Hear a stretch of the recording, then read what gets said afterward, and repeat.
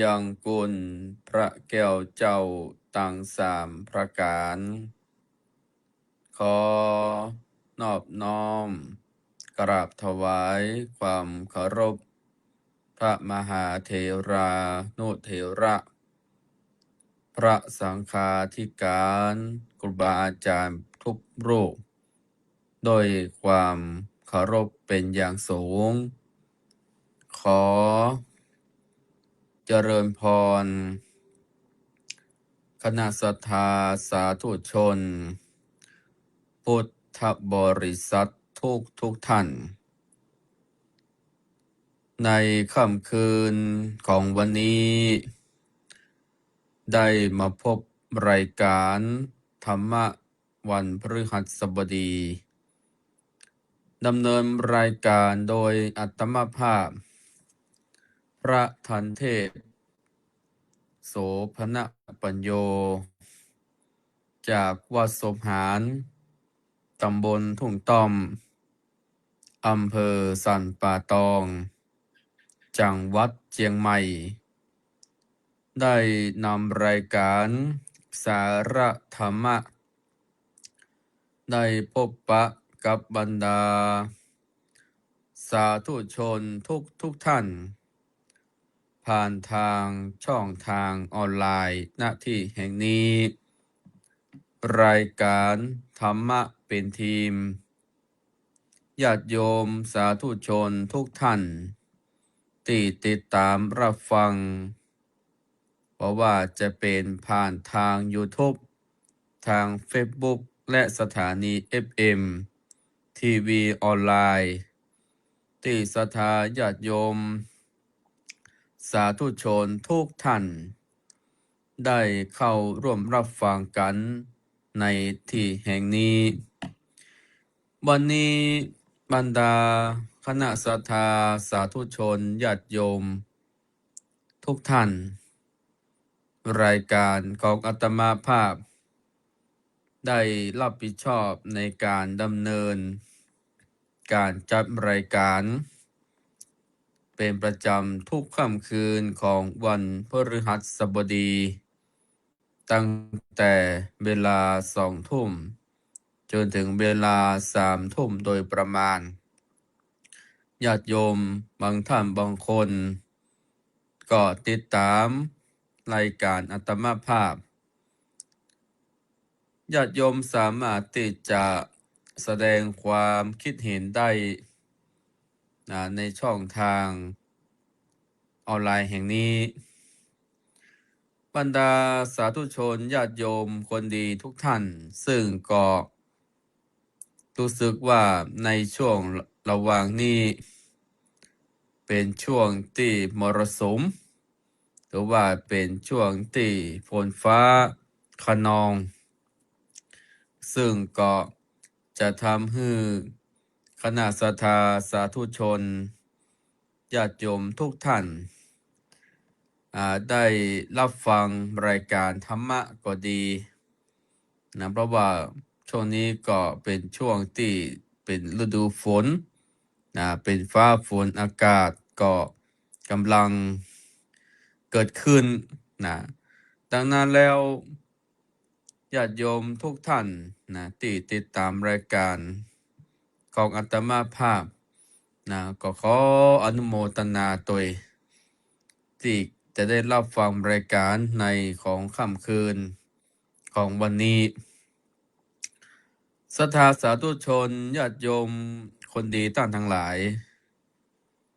ในช่วงที่ผ่านมาอาตมาภาพจะกล่าวถึงเกี่ยวกับกิจกรรมวันสำคัญของทางพระพุทธศาสนา ซึ่งก็ผ่านพ้นไปก็คือวันวิสาขบูชาโลก ซึ่งก็ผ่านพ้นไปแล้วแหมบักกี้วันก็จะเป็นวันสำคัญแห่งวันหนึ่ง ก็คือเป็นวันอัฐมีบูชา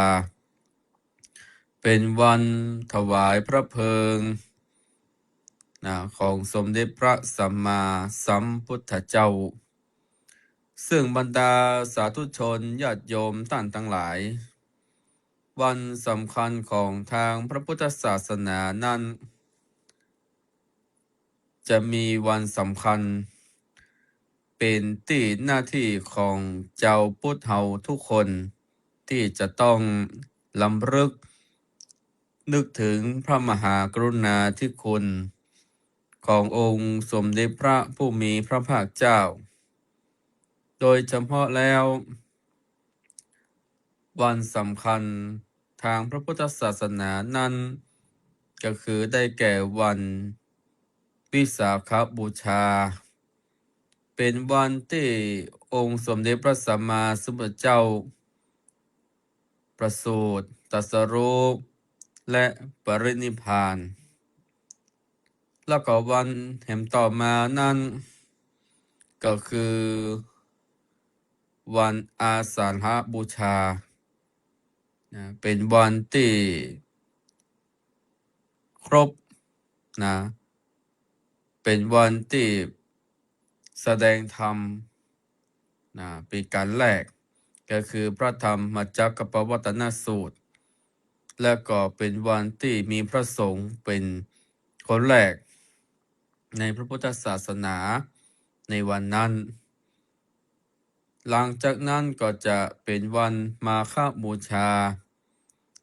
เป็นวันสำคัญแห่งอย่างหนึ่งก็คือเป็นวันที่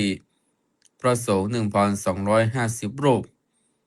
มาประชุมโดยมิได้นัดหมายแล้วก็เป็นวันที่เกิดเหตุการณ์อัศจรรย์สำคัญต่างๆแล้ววันแห่งต่อมานั่นก็คือญาติโยมบางท่านบางคนว่าถ้าหลังจาก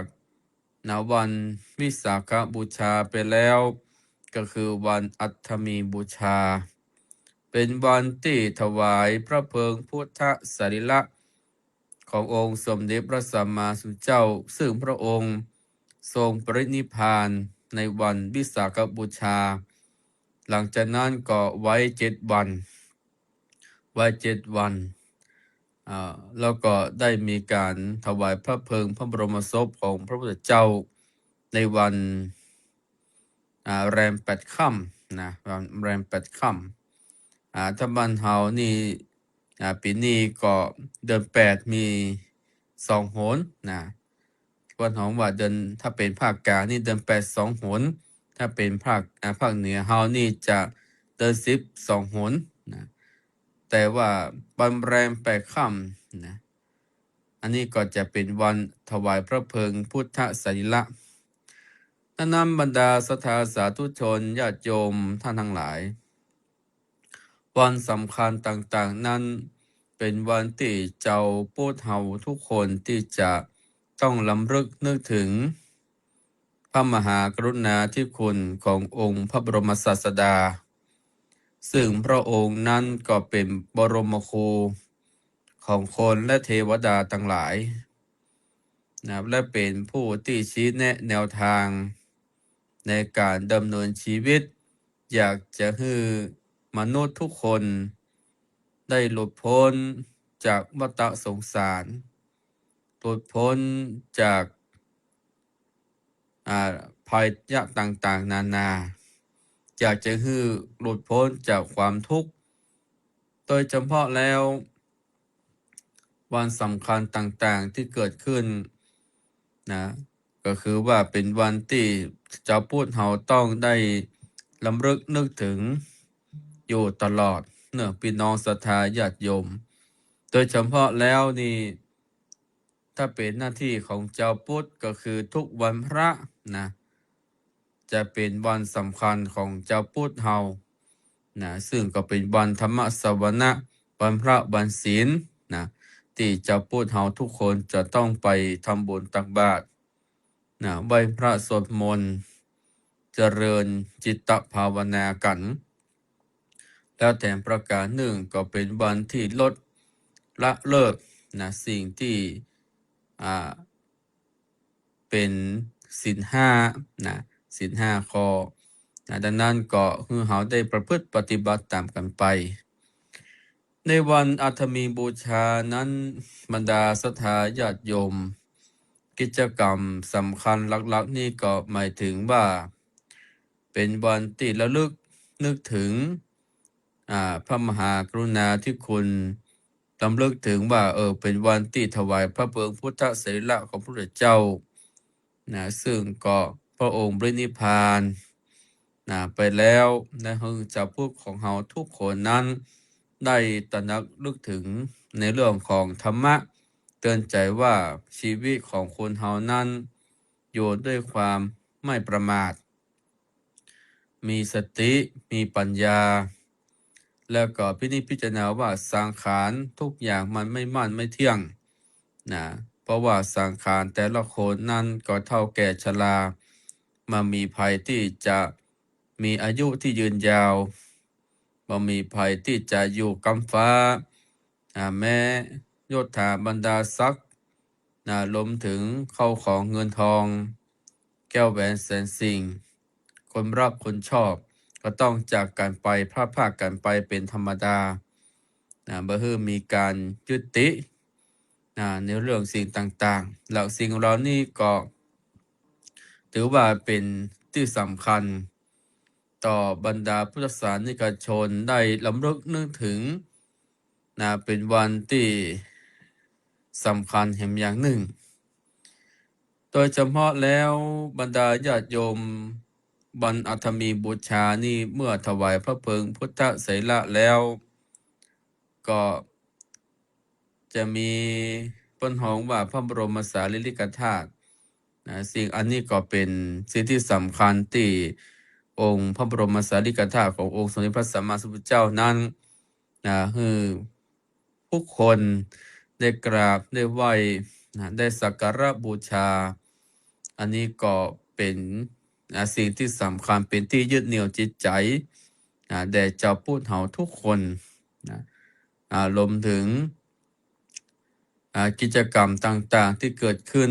ให้ญาติโยมเขาได้ประพฤติปฏิบัติตามกันไปถ้าเป็นวันพระวันศีลก็ไปทำบุญตักบาตรไหว้พระสวดมนต์รวมถึงเจริญจิตตภาวนาอันนี้ก็เป็นกิจกรรมส่วนหนึ่งที่เราทุกคนนั้นจะได้ประพฤติปฏิบัติตามกันไปอาตมาภาพก็ได้นำเรื่องราว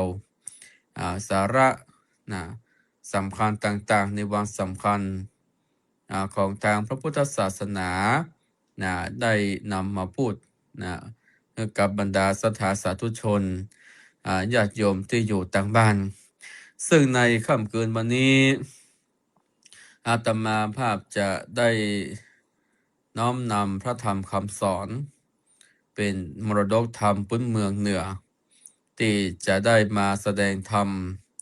โพดภายพี่น้องคณะศรัทธาสาธุชน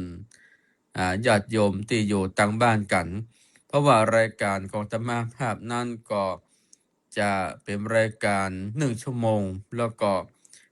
จะได้กราบนิมนต์ครูบาอาจารย์ได้มาออกรายการพร้อมกับอาตมาภาพเพราะว่าตอนนี้ก็ใช้เครื่องมือสื่อสารเทคโนโลยีที่ทันสมัย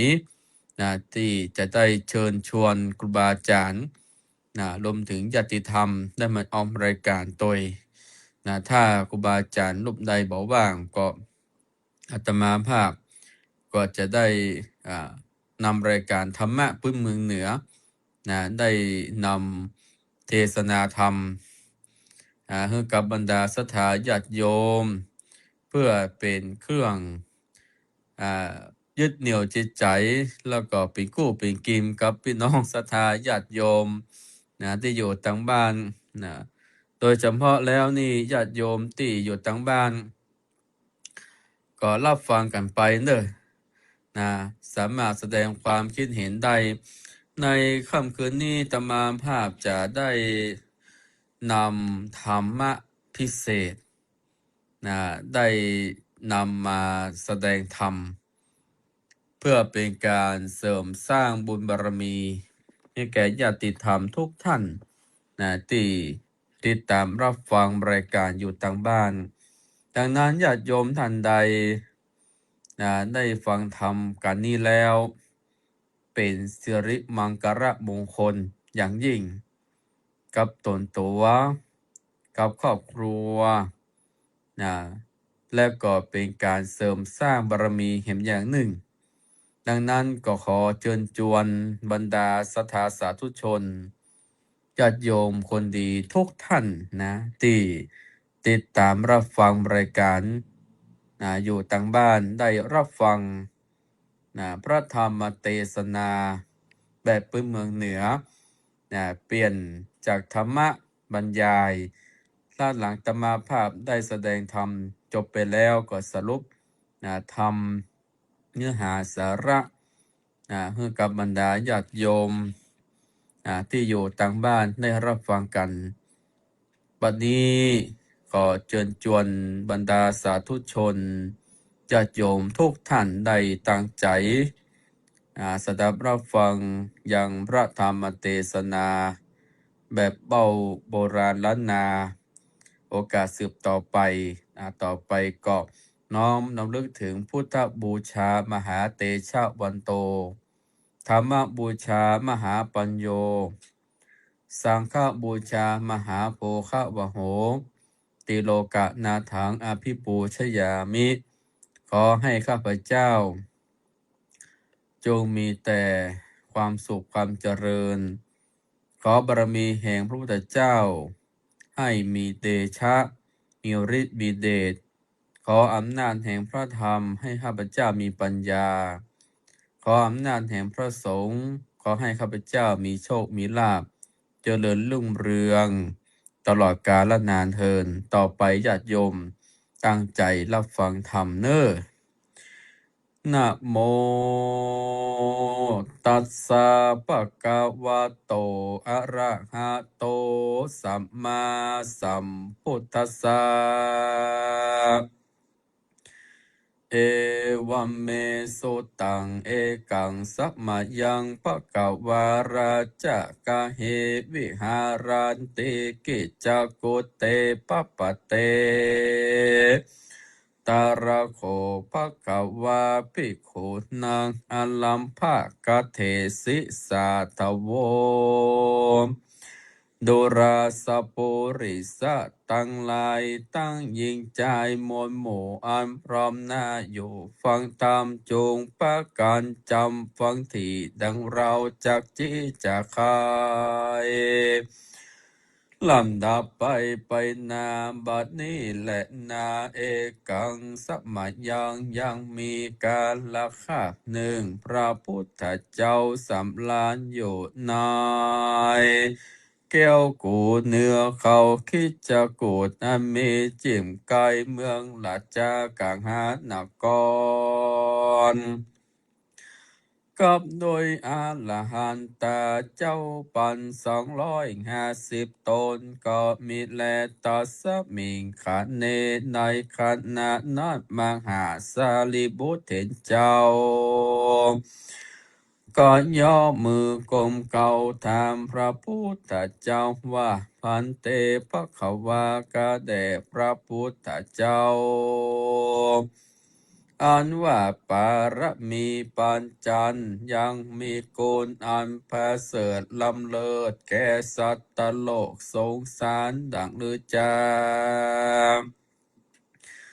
ขออาราธนาพระพุทธเจ้าเตสนาภายผอยเปื้อเป็นประโยชน์จันนาแก่สัตว์โลกตั้งหลายไปนาแด่เติกอัตถโคปะกวาอันว่าพระพุทธเจ้าการพระมหาสารีบุตรเถรเจ้าก็มากรมเการาธนาขอเทศนาธรรมดวงผาเสดพาก็มีกำลังบังเกิดเมตตาจริงเก้าเทศนาวานะโมโทรัตนะตัญญังตานะปารมีโยโสภควาอิติปิตานะอุปปารมีโยโสภควาตานะปรมัตถปารมีโยโสภควาอิติปิสีละปารมีสิรา อุปปาละเมสีละปะละมัทธะปาละเมเนคขมมะปาระเมเนคขมมะอุปปาระเมเนคขมมะปาระมัทธะปาระเมปัญญาปาระเมปัญญาอุปปาระเมปัญญาปาระมัทธะปาระเมวิริยะปาระเมวิริยะโอปปาระเมวิริยะปาระมัทธะปาระเมขันติปาระเมขันติโอปปาระเมขันติปาระมัทธะปาระเมสัจจะปาระเมสัจจะโอปปาระเมสัจจะปะระมัทธะปาระเมอธิฐานาปาระเม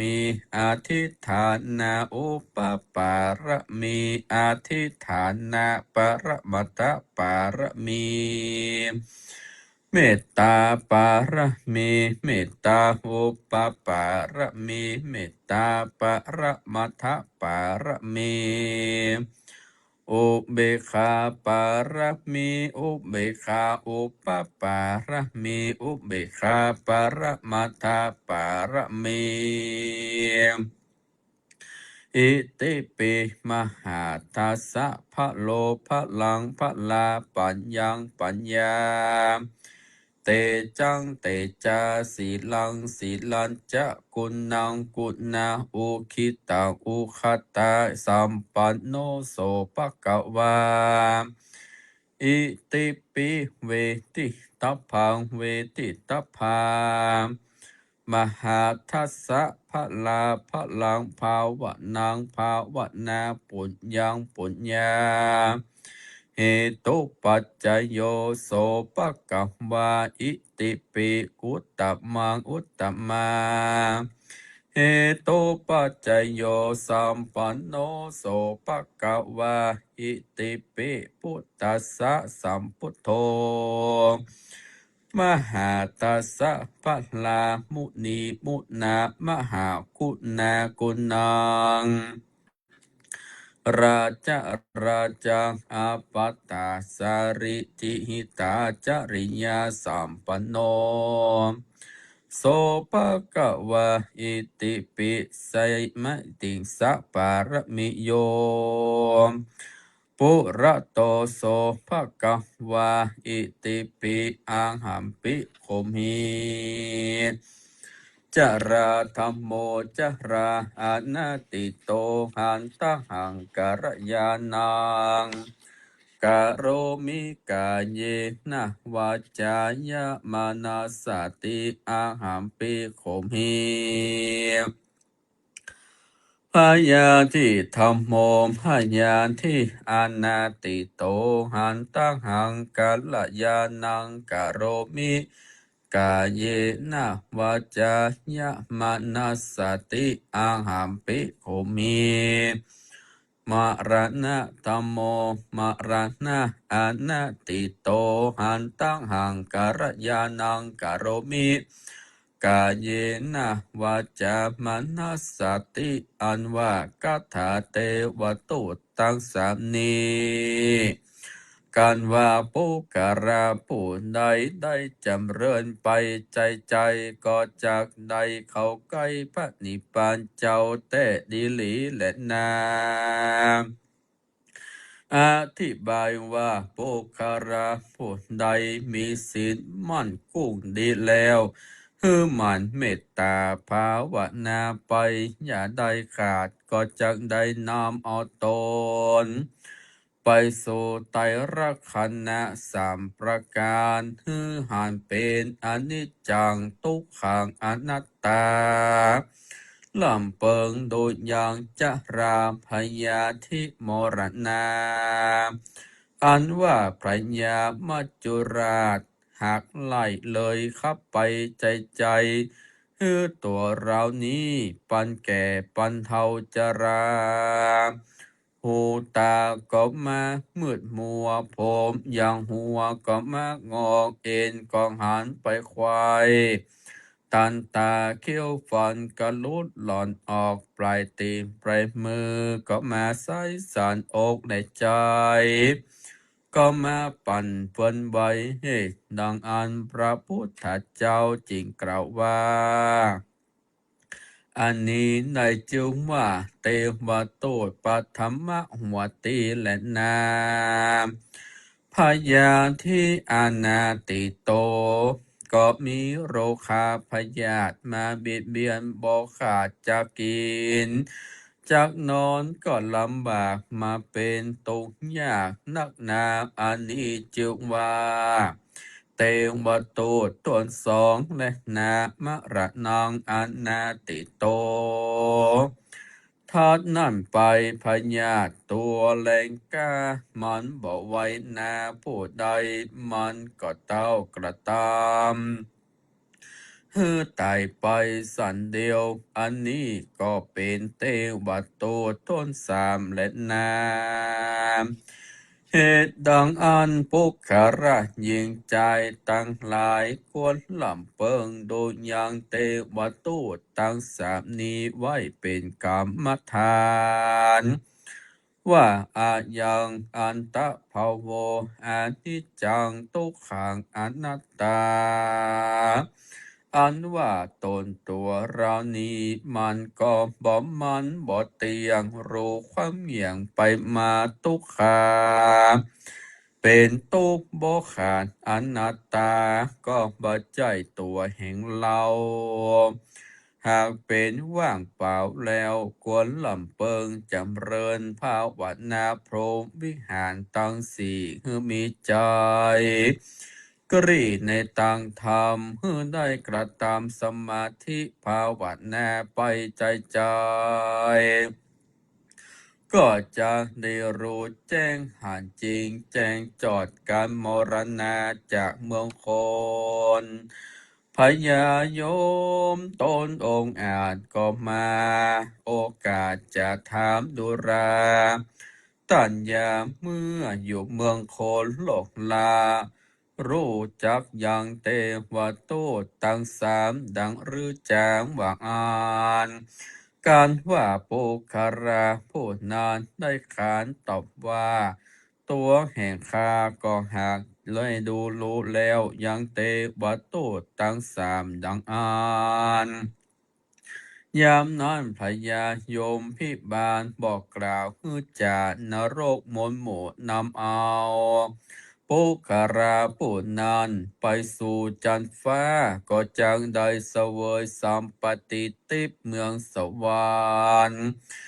มนุษย์สาอันว่าคนต่างหลายผู้ใดบรู้จักเทวโตตั้งสามการพญายมราช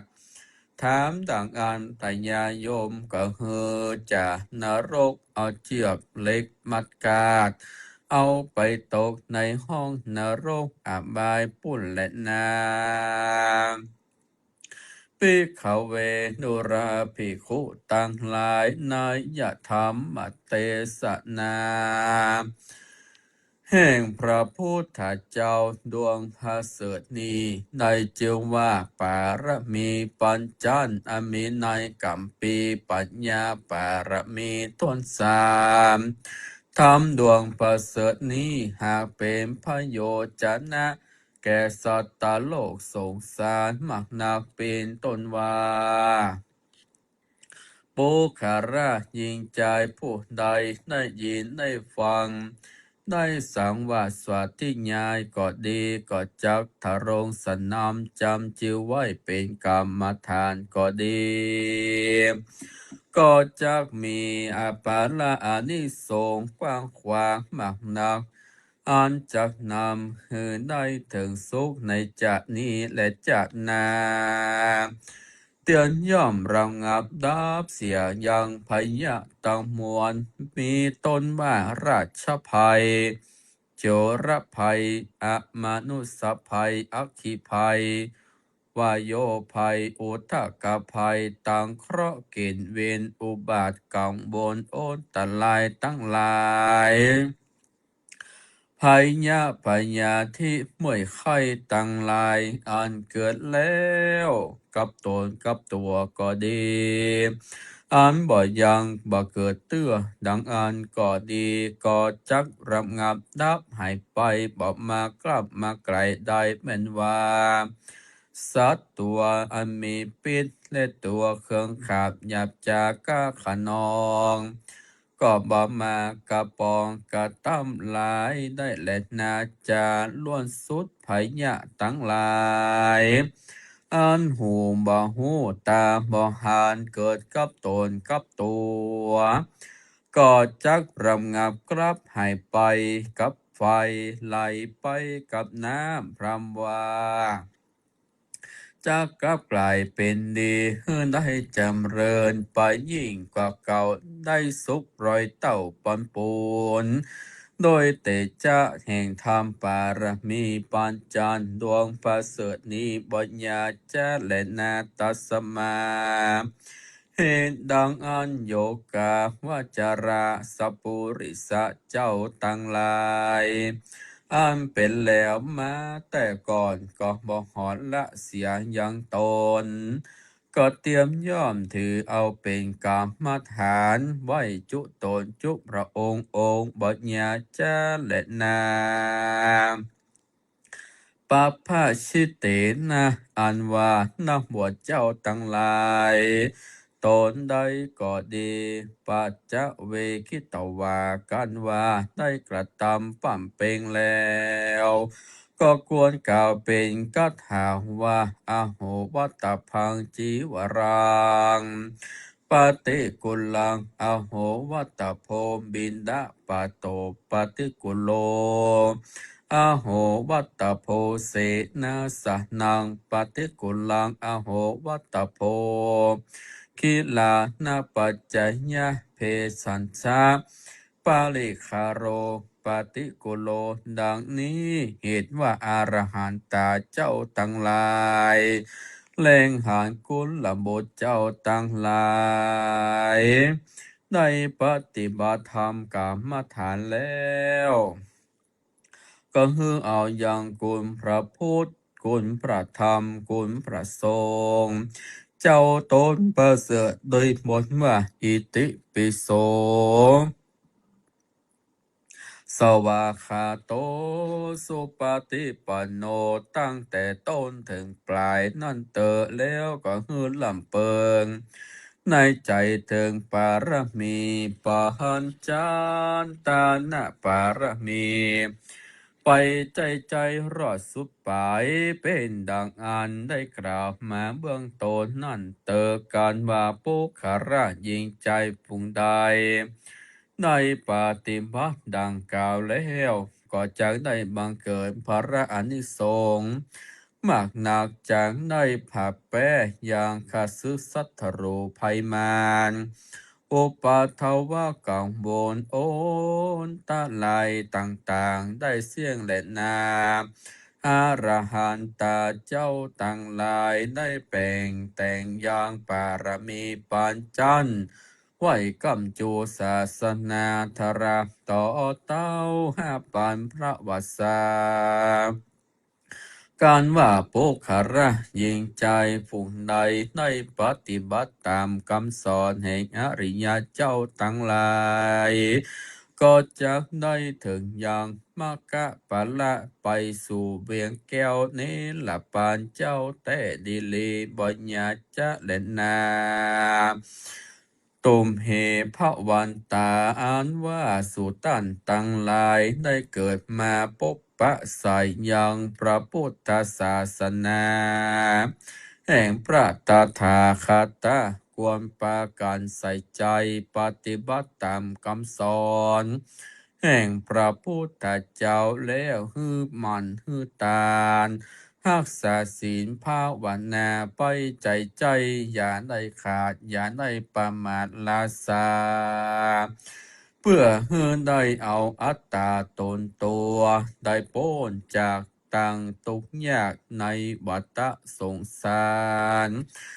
ถึงนิพพานเบียงแก้วเป็นที่แล้วดังกำผาธนาและนาพระพุทธเจ้าตนประเสริฐได้นำเอาธรรมดวงอันล้ำเลิศมาไต่สันนาอันมีจึงว่าปารมีปานจันทร์อันติดเนื่องสดดันมาด้วยกามทานอิติบุตตปากเรนะด้วยประการดังกล่าวมานี่แหละนะสหัสสังปารมีพุทธคุณนังธรรมคุณนังสังฆคุณนังนิติตังกิญญาอันกล่าวอย่างปารมีปานจันทร์กบังกรมสมเรศสเดชสาธุเป็นสิริมังคระจยมงคลแก่บรรดาคณะศรัทธาสาธุชนที่รับชมรับฟังอยู่ต่างบ้านทำปุกนี้ญาติโยมเพิ่นบอกว่าถ้าได้ฟังแล้วซึ่งจะเกิดมังคระมงคลกับตนกับตัวภัยยะต่างๆจะบอกบังเกิดขึ้นแม้แต่องค์ผู้แสดงธรรมก็จะพ้นจากภัยทั้งปวงผู้ใดได้ไหวได้กราบได้สวดมนต์ได้จำเริญขึ้นใจแล้วก็จะย่อมเป็นสิริมงคลกับตนกับตัวไปใจธรรมพวกนี้พระครูบาเจ้าศรีวิจัยสิริวิจัยโยตมบุญแห่งล้านนาไทยได้แต่งแต้มบนหัวว่าบารมีปัญจันทร์เป็นลำลึกนึกถึงบารมีที่ได้สร้างมาทุกภพทุกชาติถ้าเป็นภาษาไทยว่าบารมี10ทัศเนาะแต่ว่าญาติโยมเขาได้ไหว้ได้กราบได้สักการะบูชาไหว้พระสวดมนต์ไปแล้วเขาก็ท่องบารมี10ทัศไปแล้วก็มันจะย่อมบังเกิดเป็นมังคระมงคลกับตนกับตัวบทนี้ศรัทธาญาติโยมถ้าอู้ง่ายๆแล้วเพิ่นบอกว่าตาหน้าบารมีเป็นการฮื้อตาลญาติโยมเหมือนกับพระเวสสันดรนี่ฮื้อตาลญาติโยมฮื้อตาลตึงลูกตาลตึงเมียตาลตึงเครื่องผ้าเสื้อผ้าอาภรณ์รถจ้างม้ารวมถึงแก้วแหวนแสนสิ่งค่าคนตั้งหลายเป็นการฮื้อตาลไปเตอะญาติโยมเป็นเสบียงบุญไปหน้าเป็นเสบียงบุญไปหน้าตามไปเตอะตามไปแล้วก็ได้ปิกมาอย่างเก่าดังนั้นผมบอกว่ามารฮื้อตาลเมื่อมารฮื้อตาลแล้วก็มันต้องฮื้อมันรักษาศีลมันรักษาศีลตัวศีลนี่เป็นสิ่งที่บริสุทธิ์ที่จะนำพาให้มุราศรัทธาเขาได้หลุดพ้นจากอบายภูมิทั้งหลายมันฮื้อตาลมันรักษาศีลแล้วก็มันเจริญภาวนาไปก็จะย่อมบังเกิดญาติโยมฮื้อมันเมตตาภาวนาไปอธิษฐานไปเรื่อยๆญาติโยมระลึกนึกถึงพุทโธไปธัมโมสังโฆไปเรื่อยๆเอาไว้เป็นกรรมฐานหลังจากนั้นบรรดาศรัทธาญาติโยมอันนี้เป็นหลักเจ้าพุทธเบื้องต้นแห่งประการหนึ่งก็คือให้เรามีเนกขัมมะในการอดท่านอดกลั้นรวมถึงต่อสู้ปัญหาอุปสรรคต่างๆรวมถึงให้มีปัญญาที่ดีใจปัญญาวิเคราะห์ไตรตรองรวมถึงให้มีสติมีปัญญาถ้าเรามีสติมีปัญญาก็จะย่อมบังเกิดดังนั้นทั้งเราได้รอบครอบมาวางแผนแนวทางปัญญาจะย่อมบังเกิดเป็นแสงสว่างถ้าเรามีปัญญาแล้วจะนำพาแสงสว่างมาให้เราหลังจากนั้นบรรดาศรัทธาญาติโยมคือวิริยะคือความเพียร ให้เฮามันวิริยะอุตสาหะพยายามไปใจนะรวมถึงอดทนอดกลั้นต่อการงานต่างๆให้มีความเพียรตั้งใจทำงานอย่าโยมจะบรรลุถึงเป้าหมาย แล้วก็วิริยะแล้วก็ต้องมีขันติคือความอดทนอดกลั้นต่อปัญหาอุปสรรคต่างๆรวมถึงเรื่องราวปัญหาภัยต่างๆที่มันจะเกิดขึ้นเฮามีความขันติมีความอดทนจะย่อมพาสู่เฮา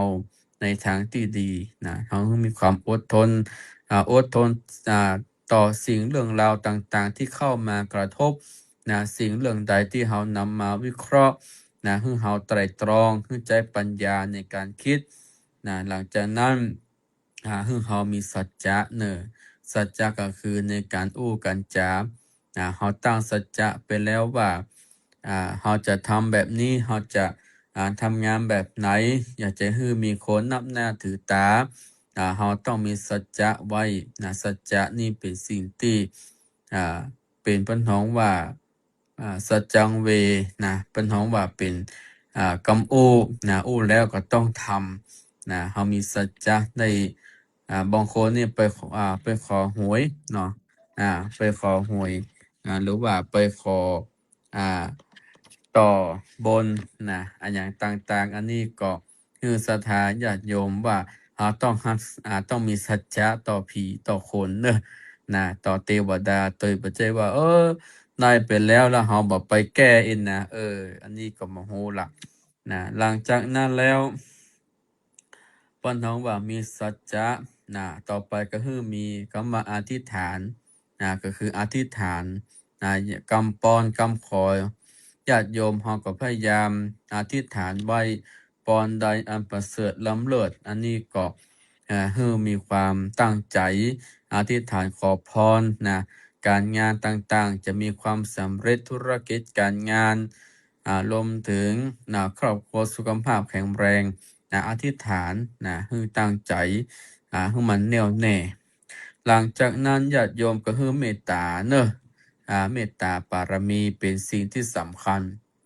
เมตตาก็เมตตาแก่คนเมตตาแก่สัตว์เมตตา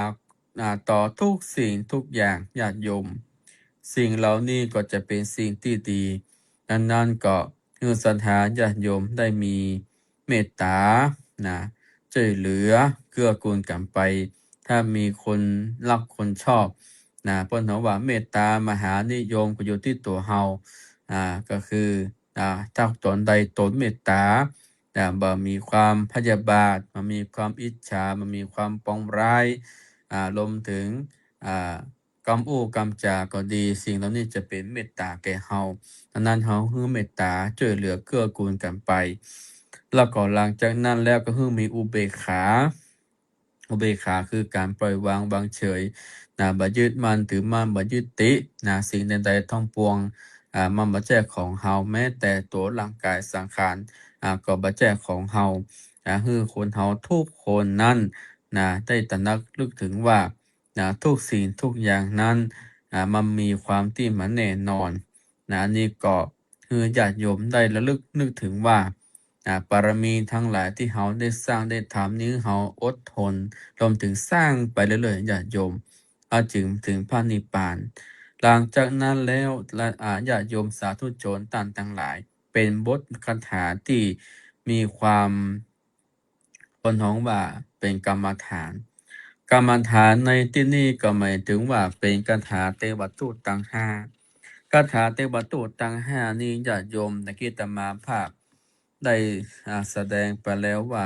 อาหัมปิโคมหิจาติธัมโมจาติอนาติโตหันตังหังกระยานังการโรมิกายเยนะวจายะมนัสสติ อันนี้ก็หมายถึงว่าเป็นคาถาคนท้องว่าคนเฮามีการเกิดจาติก็คือเกิดละว่าเฮาเกิดแล้วเป็นคาถาที่เป็นกรรมฐานที่สอนในใจว่ามีความเกิดหลังจากนั้นอาหัมปิโคมหิจราธัมโม จาราอนาติโตหันตังหังการยานังกโรมิกาเยนะวจายะมนัสสตินี่ก็หมายถึงว่ามีความแก่นะคือจาราก็คือความแก่เกิดแล้วก็แก่อาหามปิโคมหิพยาธิธรรมโมพยาธิอนาติโตหันตังหังการยานังกโรมิกาเยนะวจายะมนัสสติหมายถึงว่ามีความเจ็บไข้ได้ป่วยนะเกิดแก่เจ็บนะอันนี้คือเจ็บละนะเป็นพยาธิโรคาพยาธิต่างๆบังเกิดขึ้นคนเฮานี่บอกว่าอโรคยาปรมาราภาการไม่มีโรคเป็นลาภอันประเสริฐนี่สถาญาติโยมและแห่งประการหนึ่งอาหามปิโคมหิมรณะธรรมโมมรณังอนาติโตหันตหังการยานังกโรมิกายเนะวัจจายะมนัสสติอันนี้ก็หมายถึงมีความตายนะบทคาถานี่เป็นบทคำเกิดแก่เจ็บตายนะมรณังมรณะก็หมายถึงคำว่าตายนะดังนั้น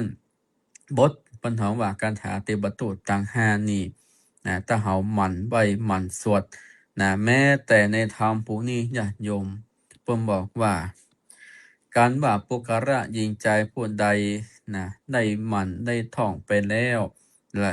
มีเมตตาภาวนาไปจะเฮาได้ไปสู่ไตรลักษณะ3ประการหายว่าเป็นอนิจจังเนอเป็นทุกขังเนอเป็นอนัตตาเนอเกิดว่าทุกสิ่งทุกอย่างนั้นมันบ่มั่นบ่เที่ยงเพราะว่าถึงวันนี้พญามัจจุราชเนี่ยไล่เฮาไปใจญาติโยมนะคนเฮาฮู้บังเกิดก็บ่ฮู้บันตายจะหมดเวลาลมหายใจวันใดก็บ่ฮู้อันนี้ก็เป็นสัจธรรมของโลกและแห่งประการหนึ่งศรัทธาญาติโยมสาธุชนต่างทั้งหลายว่า เมื่อเฮาสวดแล้วแม้แต่พญามัจจุราชว่าเมื่อเฮาอยู่เมืองโคนนี่นะสู่เจ้าได้ท่องกรรมคาถาเทวตุตั้งห้าได้ก่ออีนะถ้าเฮาหมดลมหายใจไปแล้วท่องได้นะท่องว่าจะได้อีนะบอกเฮาก็ท่องไปอาหัมปิโคมหิจติธัมโมจนถึงจติอาหัมปิโคมหิมรณะอีนะจบไปแล้วเพื่อจะไปเกิดไปบนสวงสวรรค์โอ้ถ้าท่องบันได้เหรอก็ไปสู่มโนโฮปุ่นเนออันนี้จะมีคนเฒ่าคนแก่ที่เปิ่นนอนวัดนะเปิ่นจะท่องไว้เป็นกรรมฐานญาติโยมเปิ่นจะท่องเปิ่นจะท่องไว้เป็นคาถาเทวทูตทั้งห้านี่นะเปิ่นจะท่องบางครั้งบางทีนี่คนเฒ่าคนแก่นะเปิ้นหมดลมหายใจไปละศพหมอไหม้ญาติโยมเพราะอันหยังเปิ้นถือเป็นกรรมฐานเปิ้นเป็นกรรมฐานเนี่ยคาถาเทวทูตทั้งห้านี่ศักดิ์สิทธิ์หลังจากนั้นแล้วญาติโยมเฮาท่องไปหรือเฮาหมั่นจำเริญว่าทุกสิ่งทุกอย่างมันบ่เที่ยงควรเฮามันสังขารธรรมทุกอย่างมันมาแจ้ของเฮาแล้วเมื่อเฮาท่องแล้วญาติโยมผมบอกว่าเฮามีพรหมวิหารทั้งสี่มีพรหมวิหารทั้งสี่พรหมวิหารทั้งสี่คือเมตตา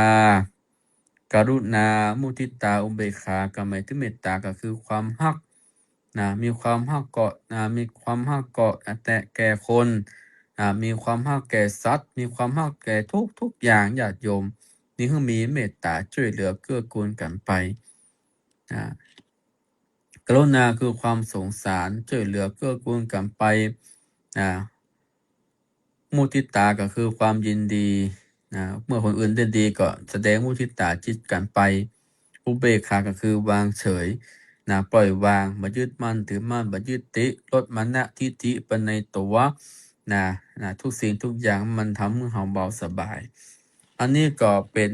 หลักธรรมที่อยู่ในธรรมปรมีปัญจันที่เป็นที่มีคาถาที่มีความศักดิ์สิทธิ์แล้วก็มีคาถาที่สอนใจให้แก่บรรดาพุทธศาสนิกชนรวมถึงว่าถ้าท่านใดได้ยินได้ฟังแล้วรวมถึงธรรมพวกนี้เป็นธรรมอันประเสริฐเพราะว่าราชภัยโจรภัยอมนุษยภัยอาคีภัยวายโยภัยอุทกภัยเคราะห์เกณฑ์เวรอุบาทภั พยาธิต่างๆเมื่อยไข้ตั้งหลายก็จะบ่บังเกิดกับตัวเฮาไปเนอะญาติโยมบ่มากล้ำมาไก่ได้แม่นว่าตัวสัตว์มีพิษก็ดีรวมถึงสัตว์ร้ายที่มากระทำร้ายแก่เฮาได้ก็มากระทำร้ายแก่เฮาได้รวมถึงญาติโยมท่านใดโอ้ลมหลวงมาอีนะถ้าเกิดบารมีปัญจขันธ์ท่องสวดไปฮือไว้เป็นคาถาป้องกันภัยหรอกเป็นคาถาป้องกันภัยเพราะว่าคนเมืองเขานี่จะมีความเชื่อเนาะมีความเชื่อในเรื่องของสิ่งที่มันเกิดขึ้นสิ่งที่มันมองไม่เห็นดังนั้นก็คือมันเมตตาเจริญภาวนาไปเนอะศรัทธาญาติโยมอันนี้ก็ถือว่าเป็นธรรมะที่อาตมาภาพได้นำมาชี้แจงแสดงธรรมแก่บรรดาคณะศรัทธาสาธุชนญาติโยมคนดีทุกท่านที่อยู่ต่างบ้านได้สดับรับฟังกันในของค่ำคืนของวันนี้อันนี้ก็ขอนำรายการสาระธรรมะพื้นเมืองเหนือได้มามาจากับบรรดาศรัทธาญาติโยมที่อยู่ต่างบ้านญาติโยมท่านใดได้ยินได้ฟังแล้วก็ย่อมเป็นสิริมังคละจยมงคลกับตนกับตัวกับครอบกับครัวให้ญาติโยมได้หมั่นสร้างคุณงามความดี สร้างบุญกินบุญตาลสร้างบารมีธรรมไปฮือไปใจเนอะอดทนรวมถึงสร้างบารมีไปเรื่อยๆการสร้างบารมีคนนี้ไม่มีความหยุดเหมือนกับครูบาเจ้าศรีวิจัยเฮาเนี่ยวันที่11เป็นวันครบรอบชาตการของท่านพระครูบาเจ้าศรีวิจัยตนบุญแห่งล้านนาไทยผู้ที่สร้างคุณูปการต่อประเทศชาติต่อบวรพระพุทธศาสนารวมถึงสร้างวัดวาอารามต่างๆถ้ามีผลงานมากมายญาติโยมเป็นตนบุญของล้านนาไทยเฮาทุกคนสร้างหนทางเตียวขึ้นดอยสุเทพ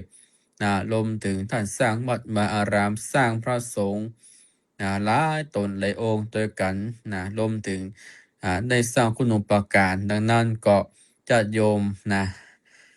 วันที่11เป็นวันครบรอบชาตการครูบาเจ้าศรีวิจัยก็ญาติโยมก็สามารถไปร่วมกิจกรรมที่เปิ่นจัดกันได้เนอะวัดที่เปิ่นมีรูปเหมือนรูปปั้นพระครูบาเจ้าศรีวิจัยอันนี้ก็เป็นบารมีธรรมที่ครูบาเจ้าได้สร้างบารมีไว้สร้างบารมีไว้ให้คนเฮาทุกคนเดินหอยตามได้ประพฤติปฏิบัติตามกันไปคืออดทนรวมถึงมีความสร้างบารมีในการที่เราเกิดมาเป็นคนแล้วเราก็สร้างคุณงามความดีสร้างคุณูปการต่อสังคมต่อประเทศชาติบ้านเมืองไปสร้างสนุปการสร้างไปเรื่อยๆเนอะญาติโยมรวมถึงสร้างคนสร้างคนให้เป็นคนดีสร้างโดยเฉพาะสร้างพระสร้างเนนให้ได้มาบวชเรียนหนังสืออุปถัมภ์พระเนนเฮาอันนี้ก็ขอนำธรรมะบรรณาการได้มาเล่าสู่เทศนาธรรมแก่ญาติโยมที่อยู่ต่างบ้านได้รับฟังกันเนอะบำพัดนาก็มาปากันแห่ใหม่ เอาละญาติโยมสาธุชนญาติโยมท่านทั้งหลายในค่ำคืนวันนี้อาตมาภาพก็ขออำนาจแห่งคุณพระศรี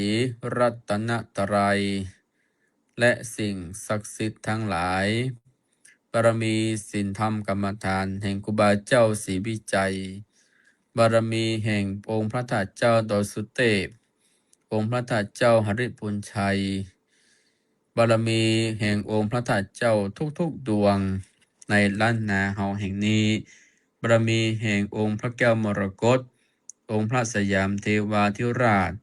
บารมีแห่งบุรพมหากษัตราธิราชเจ้าทุกพระองค์ จงได้ปกปักรักษาคุ้มครองให้ศรัทธาญาติโยม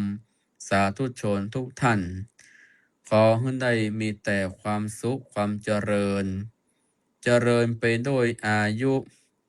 วันนะสุขะภระปฏิภาณธนสารสมบัติ ขอให้ญาติโยมมีสุขภาพแข็งแรง ปราศจากโรคาพยาธิทั้งปวง ขอให้ญาติโยมมีแต่ความสุขกายสบายใจมีโชคมีใจ รับก็ขอให้ได้เงินหมื่น ตื่นก็ขอให้ได้เงินแสนเงินล้านฮิก็ขอให้ปันมาหาก็ขอให้ปันได้คือมีสุขกายสบายใจ มีโชคมีใจให้ได้หมั่งมนต้นเต้าให้มีอายุมั่นขวัญยืนให้มีแต่ความร่ำรวยให้เป็นเศรษฐีมหาเศรษฐีให้มีเตจะมีมหาปัญญาที่ดีให้มีความอดทนอดกลั้นให้ได้สร้างปรมีศีลธรรม ไปใจให้สืบยาววจีวัง แห่งองค์พระนิพพาน แห่งองค์บวรพระพุทธศาสนาสืบต่อไป ในค่ำคืนนี้อาตมาภาพพระทันเทพ โสปณปัญโยจากวัดสมหารตำบลทุ่งต้อมจังหวัดเชียงใหม่ ขอนำรายการสาระธรรมะวันพฤหัสบดีในวันนี้ก็ขอนำจากลาบรรดาศรัทธาญาติโยมไปเสียก่อนเนอะวันพัดหน้าพฤหัสบดีหน้าเอาก็มาป้ากันให้ใหม่ ตั้งแต่เวลา2 ทุ่มจนถึงเวลา3 ทุ่มจัตตารโอธรรมาวัฏันติ อายุวันโนสุขังปรังขอเจริญพร